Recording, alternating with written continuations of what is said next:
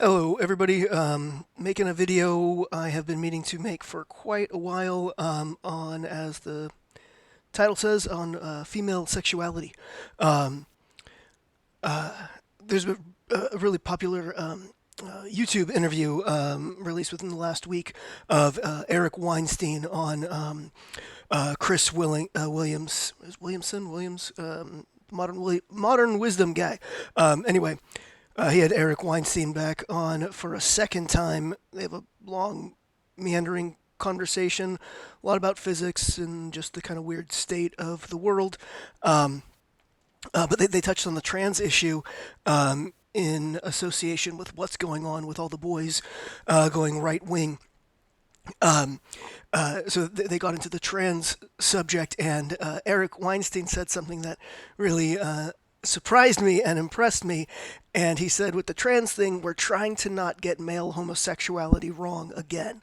And he was very clear that he believes that male homosexuality is a completely different phenomenon than female homosexuality, which is something that I myself I've come to the same conclusion. I was just really surprised that someone whose beat isn't this whole sex and gender stuff had come to that similar conclusion, because it's not a very popular. I mean, Eric holds a lot of unpopular views, but anyway, it just really surprised me. And that motivated me to kind of make this, or inspired me, let's say, to make this video I've been meaning to make for quite some time on female sexuality and the role it plays in the trans phenomenon. As anyone who's followed me either on Twix or the Transparency podcast, you know that I obviously do believe that the male that autogynephilia, that a female version of that exists, and that I have it, and that is autoandrophilia. And so loosely, I do believe that and there are the hyper masculine, naturally gynophilic females who transition as well. I believe both of these two exist. That what we know in the male side is homosexual transsexuals and autogynephiles. I believe that dichotomy also exists in females. It's just much more dilute. It's not as dichotomous. It's not as clearly evident where one lies. And I also believe there's a whole lot of female transitioners who don't fall into either category. And not just in the ROGD, not just in the rapid onset gender dysphoria camp. The social contagion you see more on the young women and girls. I think there's still female transitioners who are transitioning. Outside of those three camps, let's say there's the reason. Yeah, I've been following the kind of gender phenomenon amongst females for a long time, and it's very clear that there's a lot more going on there than just those three categories of auto heterosexuality, homosexuality, and rapid onset gender dysphoria. I mean, in that designation alone, rapid onset gender dysphoria, it encompasses multitudes. Anyway, so where I think the female sexuality is such kind of an enigma in this whole conversation is because it is so fluid is not the right word, but it's one that gets bandied around a lot. It's female sexuality is not as category specific as male sexuality. That's how we'll put it. Male sexuality is very target driven, very specific, very compulsive. And females just don't work that way.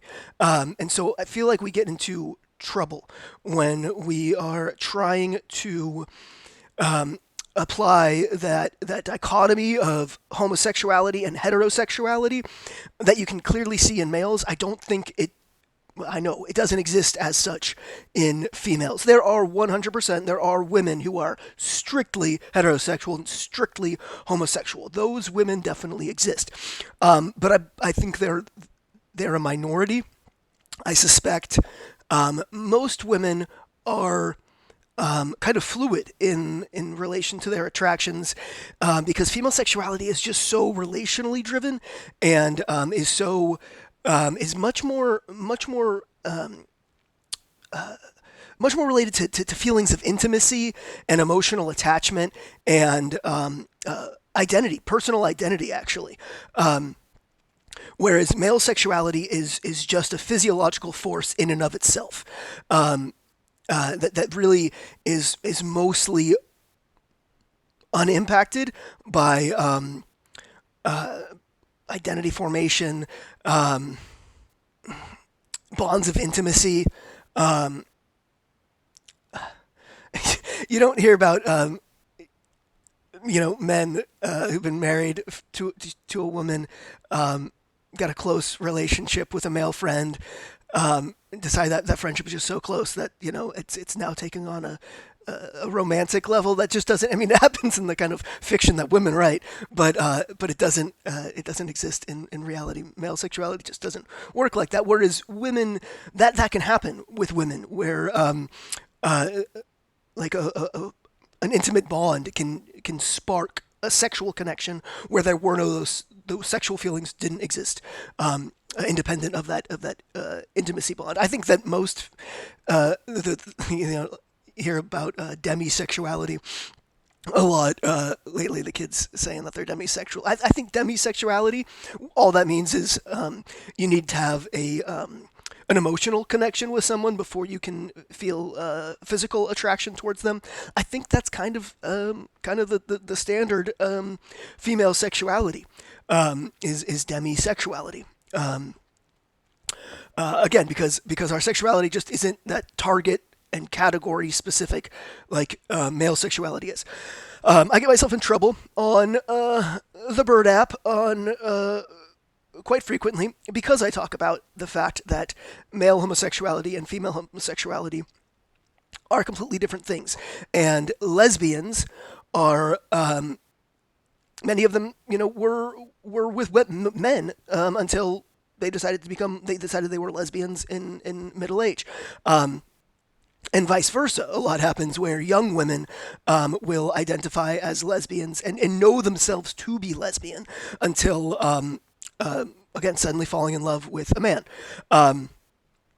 And a lot of lesbians and feminists seem to interpret anyone talking about this phenomenon as basically saying, oh, any lesbian can be fixed to become heterosexual, by meeting the right man, and that's the appropriate course of action. And not at all. I'm not saying what should be. I'm just saying what is plainly observable in female behavior, in female sexual behavior. I'm not saying what's good, what's bad, what should or could be corrected. Not at all. That's how it's interpreted, and that's why I think I get a lot of negativity when I start talking about this. Now, we could say that the default female sexuality is bisexuality, but I don't think that's the case. I think, again, we're trying to create this. It's putting a male template onto female sexuality, and female sexuality just doesn't work that way. Again, by saying females are just default bisexual, it's not correct. I haven't quite articulated this as I'd like to, but again, by saying bisexual, you're saying that there's those two finite categories of homosexual, heterosexual, and anyone who experiences attraction to both sexes is therefore bisexual. And again, I just don't think that these classifications make sense in application to females because female sexuality is not category specific. And again, you can say, well, then that means bisexual, but and I'll need to work on this phrasing better. Now you could be objecting already, saying, "Well, Aaron, at the beginning you already said that the two type that the Blanchardian two type transsexual template of homosexual, transsexual, autogynephile can apply to females, which would contradict what I was saying about female sexuality not falling into those male templates." And yeah, so you're correct there. But just like how heterosexuality certainly does exist in females and homosexuality certainly does exist in females, these categories exist. They're just not as they're not as concrete, and they're not as compulsive, and not as they're just not as definitive. I'm essentially going through the thesaurus in my head, saying the same things over and over again, trying to articulate what I mean by this. But so I think looking at the butch lesbian phenomenon is a good way to articulate what I'm getting at here. Butch people talk about butch lesbians like they are a concrete category of like hypermasculine females, and in my observations, that's not actually accurate. Again, those women do exist. They're quite naturally very masculine. They seek out very masculine type careers. They are by nature automatically gynophilic. Like there's not a they're just there's something about them that's just very masculine. Those women exist, and they're incredibly rare. What's much more common amongst self-identified butch lesbians is women who, for whatever reason, have adopted a masculine identity. One of the reasons, as I've said in an episode of Transparency, and I've spoken a bit about elsewhere, is one of the reasons that a woman would take on a butch lesbian identity and live as such is autoandrophilia. Often, just like how with autogynephilia, if you listen to enough of the stories from autogynephiles, their kind of female self-perception often arises pre-puberty. A draw towards women's clothes, an obsession with all things feminine, and feeling shame about wanting to be feminine or be a girl, or having even an internal identity of being a girl. That often exists prior to puberty, and these feelings then becoming sexual and compulsive. Excuse me. So, the same thing, I believe, exists in females who have adopted from an early age a masculine identity. However, oftentimes that exists independent of shame about that masculine identity that you often see in the autogynephiles, because there's nothing. Our culture doesn't shame masculine girls. We're just considered tomboys, and in most parts of, at least, the democratic world, or the progressive world, however you want to say it, we're just allowed to be tomboys. I did experience a lot of shame about my masculine expression and my desire to be a boy.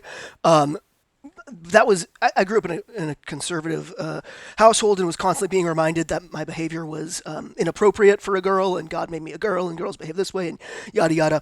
And so I developed a sense of shame around, wishing that I was a boy, or being drawn towards more typically masculine activities and toys, etc.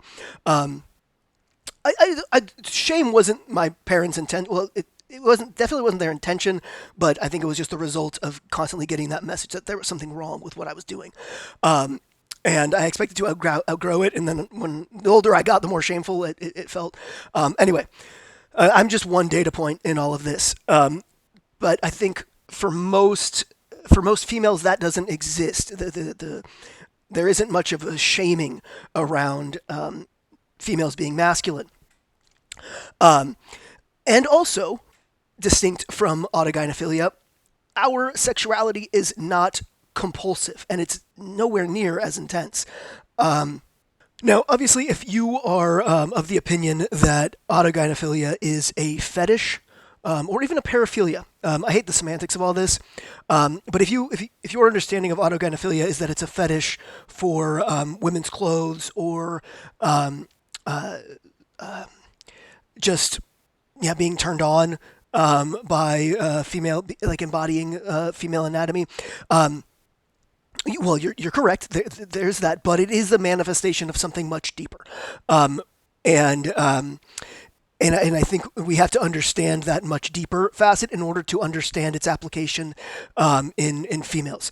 Um, because again, female sexuality is not compulsive, like male sexuality is, and that's but I do believe that the root phenomenon of wanting to be that which you are attracted to is the same phenomenon between males and females. It's just going to manifest much differently between the sexes, because, like I keep saying, male sexuality is compulsive, female sexuality is not. So it's and this is why Mike Bailey disagrees with me on this, saying that women don't have paraphilias, and I agree. I do. I mean, again, I hate the semantic. I hate getting caught up in the semantics of this because it doesn't do justice to the phenomena we're actually trying to describe here. And I think in both instances, auto heterosexuality, let's call it. I think Phil got that right. Is at its root a desire to be that which you are attracted to, an inability to differentiate the two, of the self and what you value externally. We recently had a young man, a detransitioner by the name of Vinyata, on the Transparency podcast, and he said something that really got to the foundation of auto heterosexuality that I think most people who don't experience it don't understand. But he said it perfectly. All he said was, girls are pretty. Why wouldn't I want to be pretty? Like, I'm so attracted to them. Why wouldn't I want to be them? You know, and that's it's that fundamental. It's that inability to distinguish that which you externally value and yourself. And this is not going to be a sexually compulsive in females, whereas it will in males once puberty arrives. Because I don't envy them that experience, but yeah, if we understand it that fundamentally, an inability to differentiate what you externally value or what you are attracted to and what you feel like you should embody, then you understand the experience. Yeah. So it looks like a fetish, or it looks fetishistic, but when you really understand what's going on at a more fundamental level, it makes much more sense. Or at least to me it does. But yeah. So when a female creates a male identity internally or externally, she's going to look around in the culture to find ways that is an acceptable expression, an acceptable way to live. And she's going to find it in the lesbian community as a butch lesbian. That's where masculinity is embraced and celebrated in females. She's not going to see it in the soccer moms and the. It's just that is, or at least until recently, that was the only facet of culture of our culture that facilitated and embraced masculine expressions in females. And again, so our sexuality is very relationally dependent, identity dependent, and not compulsive. It's not the same physiological force that is male sexuality. So it's very easy for a teenage girl, a young woman, to frame her sexuality around her identity.